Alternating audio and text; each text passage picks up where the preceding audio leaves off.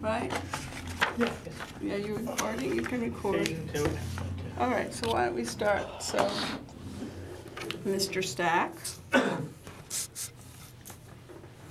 Mr. Stack. Oh, we already. You're running. Okay.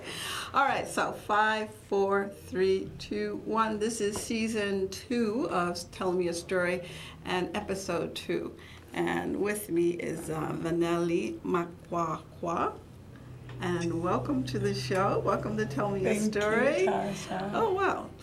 We finally got together. It always takes me a while to get my guests on the show. I don't know why that is. But you come from South Africa. Can you tell us about South Africa? Something, Oh, what was it like when you were a kid? it was cool. I like South Africa. You mean it was cool that they had snow there? No, but they're having snow now. Really? Yes. Really? They didn't have as much. Only the Drakensberg Mountains used to have snow, and sometimes Table Mountain in Cape Town. But now they have a lot more snow in South Africa. I don't know. So did you grow up with snow? No. No. Okay. But So what I don't was it know like why for they're you? having more snow now, suddenly. So what was it like for you? Where did you live? I lived in Johannesburg, I lived in Mpumalanga, I lived in Cape Town. I lived basically all over South Africa. So are those big cities, small cities? Johannesburg is a big city. Yeah. Mpumalanga, where I was living in Barberton, it was a very tiny little town. You literally walk it. It's the size of Cambridge. No, Cambridge is actually bigger. Okay. You could walk the entire town in like a short minute, in like a very short space of time. Wow. That's And wonderful. then Cape Town obviously is huge. It's just gorgeous. It's beautiful. And of course, the World Cup just happened in South Africa. And who were you rooting for? South Africa until they lost.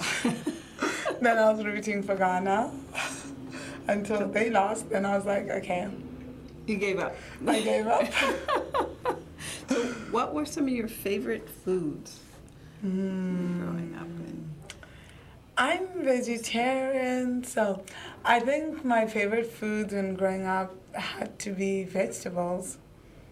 I started to like lettuce and cucumbers, but I always liked sweet potatoes, and I don't know what you guys call them here in the U.S. again. Just tell us the name as you know it. Well, it's sweet potatoes, but I think you guys call them yams. Yeah. Yes. Okay. I love yams. So how are they cooked at home? How do you cook them? You boil them, then you add sugar and butter. Oh, it's just like here. Yeah. And you eat them. I mean, you mash them and then you eat them. So you just ate sweet potatoes and Well, that's my favorite food. Nothing And of else. course, like fried potatoes. That was good. Every kid likes like French fries and fried potatoes. and so you went to school. Tell me what was just a school day like for you? Okay, so firstly, unlike American students, we had to wear uniforms. I mean, like the private schools here wear uniforms, but everyone in South Africa wears uniforms. And it's funny because you can dress casually at some private schools in South Africa, only if you're in a private school that allows that. Okay. So you wear uniforms and then you're at school from 8 to 2, and then after 2 you do sports. The school that I went to was mandatory to do sports. You do at least 3 times a week. You didn't get any option of whether or not you did a sport. You had to do it 3 times a week. They took register, and then you did one day was a cultural activity, so either debating or drama or something. And your favorite cultural activity was? Debating and Oh, drama. really? So I did both. I actually did a lot. I did 5 days of activities at the end of the day because I did both. Do you remember any of the drama productions that you were in or you were part of? Or? Yes, I ended up doing the Trinity drama exam because I also took drama as a course at school. So I did the Trinity drama exam, and one of the things that I did was the color purple. And Oh, really? Yes, I was Celie in the color purple. Really? Yes. Do you remember any of your scenes? Do you remember? Oh, no. Nothing. I just remember I was like, I just want to do this so that I can get a good grade and pass and get the certificate. So you're a poet? Yes, I am. How did you, when did you start writing? I started writing when I was 14. Oh, what led you to? A lot of just issues. I guess when you're in your teens, you're just entering your teens, you're trying to understand everything about yourself. But actually what happened was I didn't even know I was a poet because I started off writing poetry in grade 7 and I got like an F or something because we had to do it for English class. I was like, this sucks. I'm never going to be a poet. Like, I don't understand why I have to rhyme and do stuff. And then when I was in grade 9, the teacher was like, well, I have a poetry assignment for everybody. And I was just like, oh, man, this blows. I'll never get out of this. So she said, start your poem with sometimes I feel. And after that, and she made me read out my poetry, so we all had to write 3 poems. Sometimes I feel something different, and it had to be at least 5 lines long, because she was trying to get us to do more stuff. And I read my poetry out to the class, and that's how I became a poet. I found out that I could actually write about what I really feel, and it was something that someone I who started doing. encouraged you. Yes. She encouraged you, so. Yes, so moving from the F in grade 7 to like the A+ in That grade must have 9. been amazing. Yes, especially because I was pretty sure I did everything pretty fast. I thought like if I finish this off in like 15 minutes and just like get those 3 poems out the way, and I know we had to get graded on them and just get it out of my system, it would be great. And then like for her to come back to me like a few minutes later and be like, this is amazing, I want you to set the example for the class of what I expect. I was like, no way. So you are now, the CEO of Speak to Be Free, right? Yes. And you have, what you have in quotes is, we begin to live our lives when we tell our stories, rather like you did when you were in 9th grade. Yes. You began to tell your life Yes. through your poetry. Yes, it was beautiful. So tell me something about Speak to Free. How did you where did that come from? Where did the idea So from? Speak to Be Free, everybody always asks me about the name Speak to Be Free.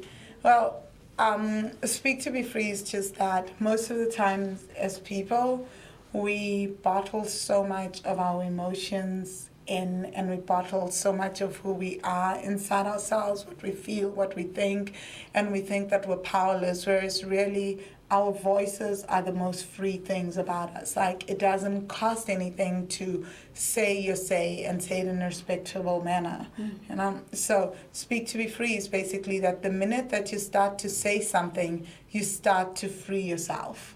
You start to free yourself from whatever is holding you back. As opposed to me being angry about something and just keeping it inside, if I take that anger, turn it into poetry, and speak it and find others who identify with me, we could like really change an entire system and a way of thinking. So that's where Speak to Be Free comes in. And the reason why Speak to Be Free supports poets and storytellers is because I truly believe that most times our society doesn't honor our poets. We don't honor our storytellers. Whereas most of the time, if you think of beautiful, of certain occasions where we need to express something, we always run to poets. We quote poets in our philosophies, in our way of thinking. Without poets, there can be no language. Shakespeare gave so much to the English language. Poets give so much to whatever language they write in, and they deserve to be honored for that. And also, through poetry, you can tell your life story. Really? And free yourself, yeah. Tell your life story and free yourself. Yeah, and so Even in poetry. We begin to live our lives when we really start to share our stories. I don't know you until I know your life story. I can just know you and make assumptions about you. But until I really sit down and talk to you and know where you come from, what you think, what you believe in, I don't really know you. Right, yeah. And we can't be sharing, we can't really be living life if we don't really know each other. Right. So that's talking about the heart. Yes, The heart of the so matter, I think. really the heart of the matter. And so Speak to Be Free is promoting spoken word poetry, slam poetry, and storytellers on a global level, and also developing the industry by making sure that poets get paid in other ways, getting them jobs in voiceover work, acting, etc., all sorts of work that would require writers and performers. So you're an advocate of the pen, not the sword. No, I would never be an advocate of the sword. I don't believe that anything ever gets sorted by fighting with anyone.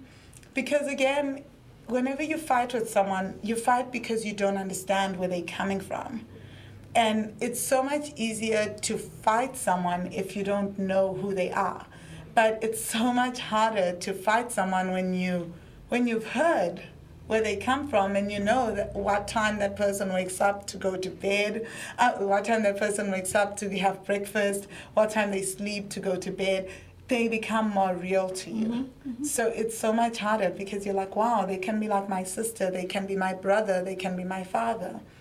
You don't fight them. So you definitely like that.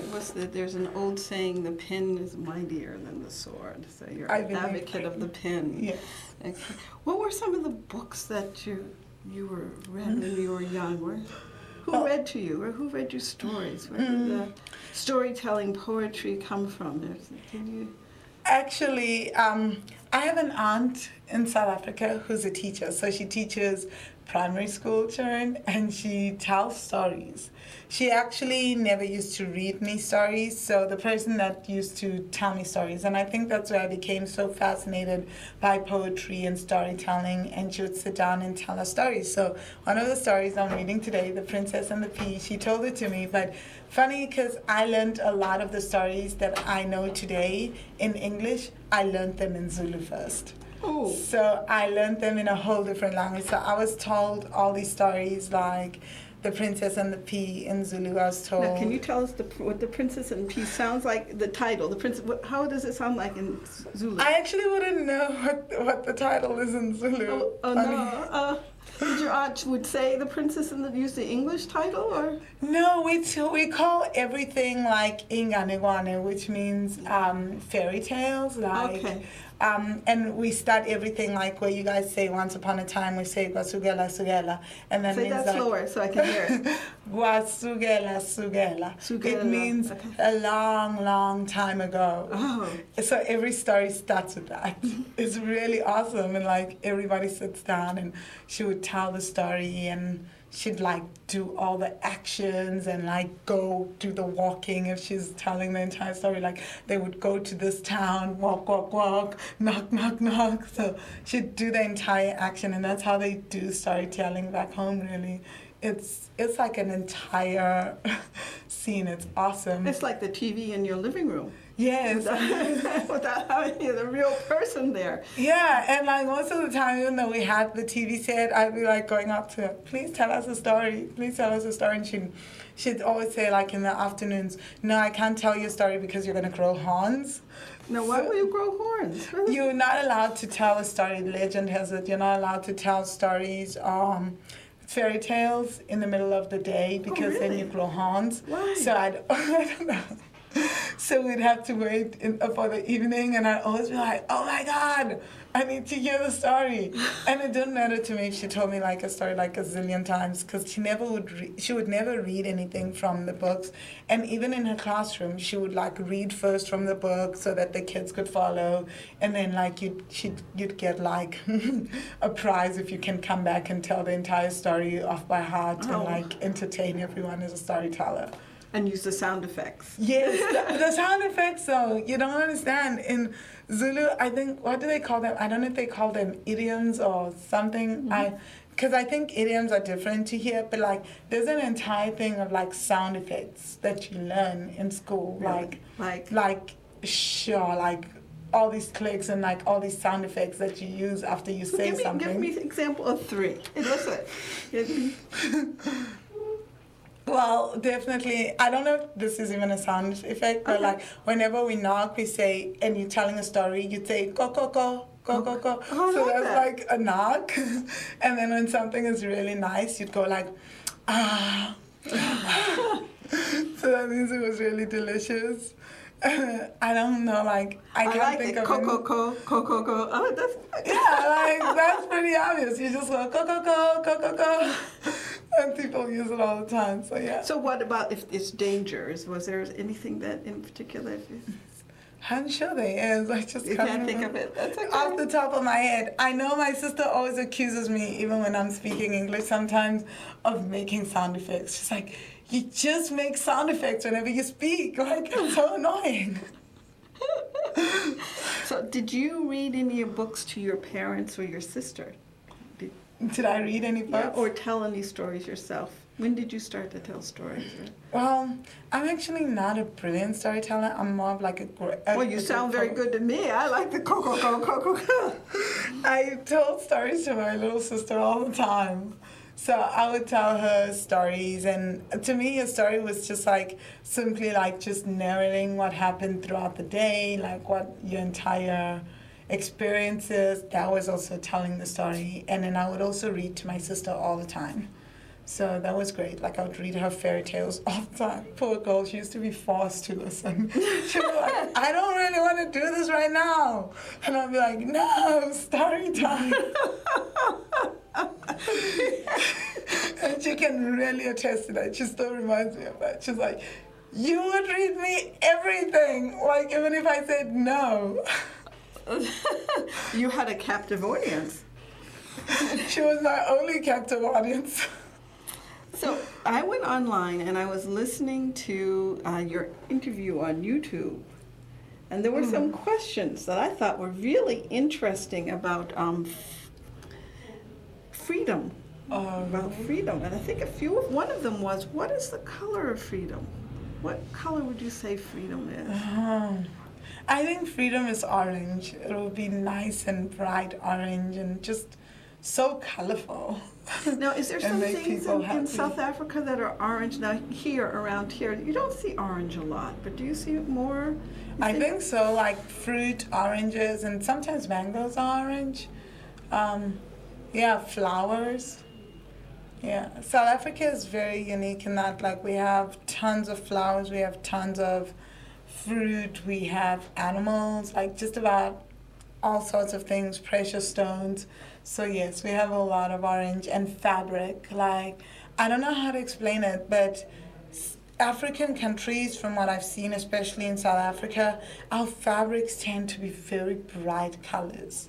And I really, really love that. I miss that. Like, I mean, I find the same kind of fabrics here, but the brightness of the colors, like orange, bright yellow, it's not quite the same. Yeah. I don't know how else to put it.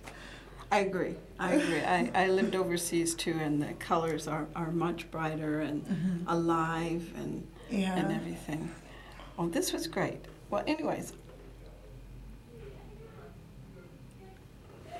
do you think we have anything else? So I know what I was going to say. Right now, you're living. What brought you to America? Oh, I came here to do my MBA, to the US to do my MBA. Okay. And now I'm staying to work on Speak to Be Free. What was your original reason for coming? For poetry, or My original reason was just simply that I've been traveling. I've lived in the UK. I've traveled to Trinidad. I lived in Florida, and you're a world citizen. Yes, I've lived. And I'd also lived in South Africa. So done basically, as I said, lived all over South Africa. So I decided to come to the US because I decided after a while.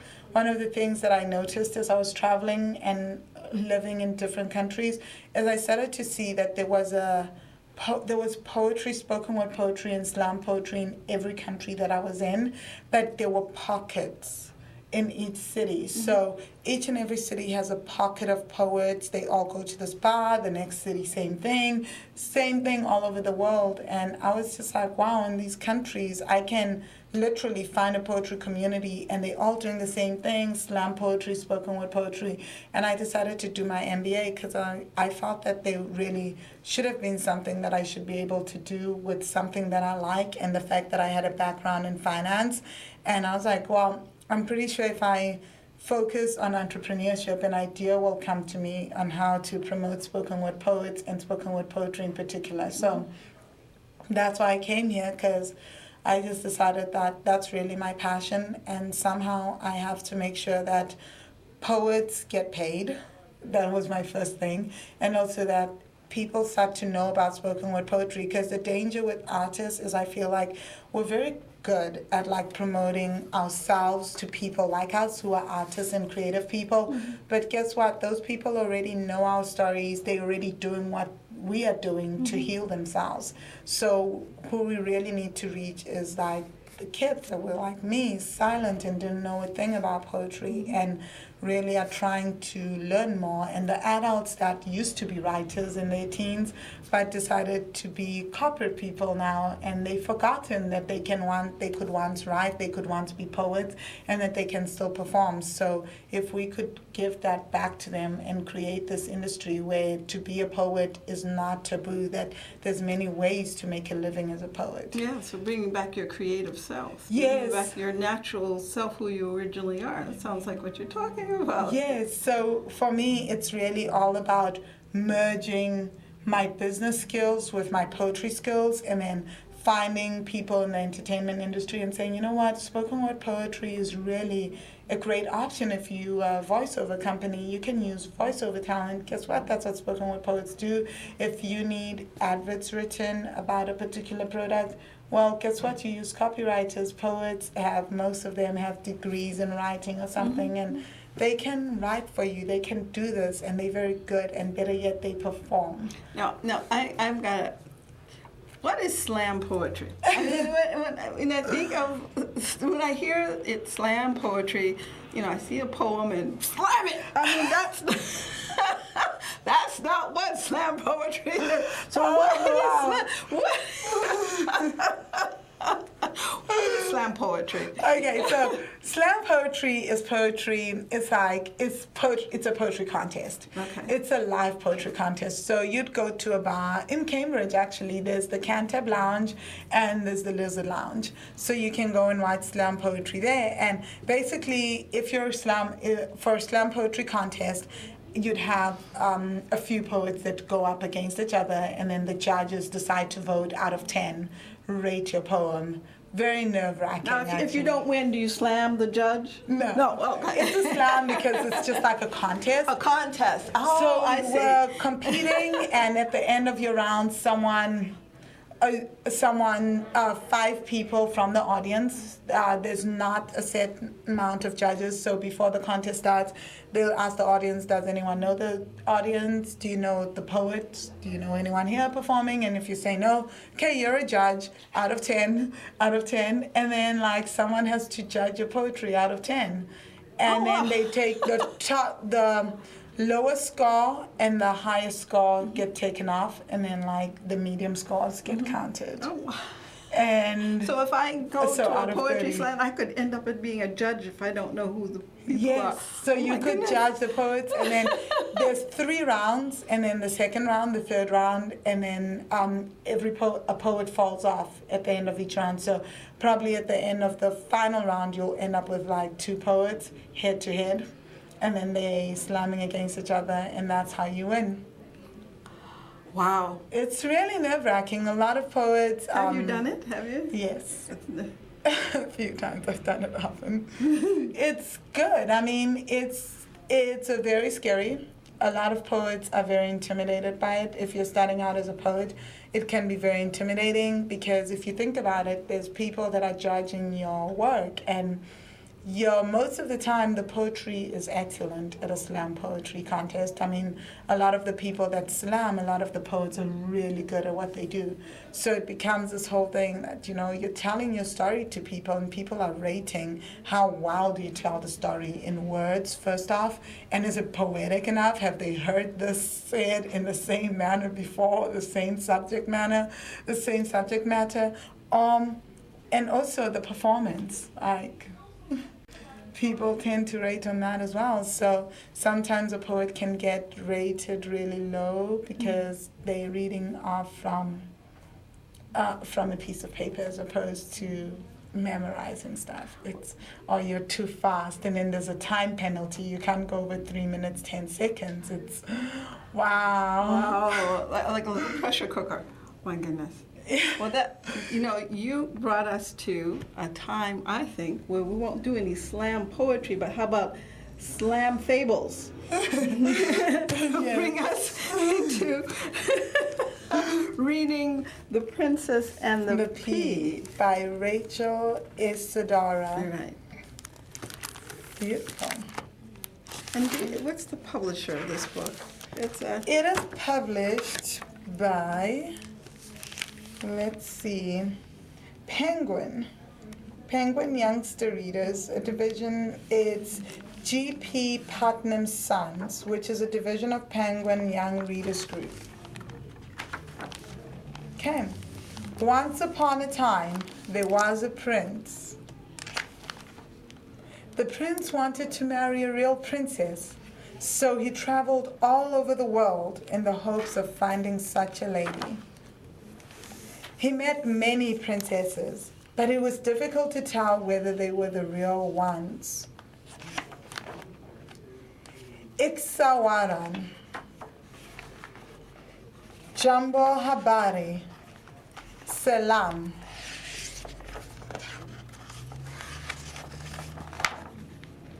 There was something about each princess that was not quite right, so the prince went home again and was sad. One evening, there was a terrible storm. Suddenly, a knocking was heard at the gate, and the old king went to open it. There was a princess standing at the gate. But good gracious, what a sight! The rain and the wind made her look, and yet she was a real princess. Ah, but we shall soon find out if she is real, said the queen. So she went to the bedroom, where she laid a pea upon the bedstead. Then she took 20 mattresses and laid them on the pea, and then put 20 feather beds on top of the mattresses. On this, the princess had to lie all night. The next morning, the princess was asked how she had slept. "Oh, very badly," said the princess. "I scarcely closed my eyes all night. Heaven only knows what was in the bed, but I was lying on something hard, and so I am black and blue. It's terrible." "Oh, that's horrible," said the king. Now they knew she was a real princess because she had felt the pea right through the 20 mattresses and the 20 feather beds. No one but a real princess could be as sensitive as that. So the prince took the princess for his wife. The princess was put in the pea was put in a museum where it may still be seen if no one has stolen it. There, that is a true story. Now, we were talking at the beginning of the show at some of the words in the beginning of the book. Ishka-ran is... Ishka-waran. Raran, okay. Ishka-waran is from Somali. And it means hello? Yes. It means hello. And then there was another word that you said too, which was, listen, salam. Salam, which is Amrik from Ethiopia. And the last one was Jambo Habari, which is Swahili, and it's from Kenya. Okay, and thank you for reading The Thank you Princess and so the much. Pea. And thank you so much for coming and telling your story. Thank you. Tell me a story. Thank you. Thank you. It was really a pleasure to be here. Thank you very much. Thank you. I'm finished. Okay, hit that stop button.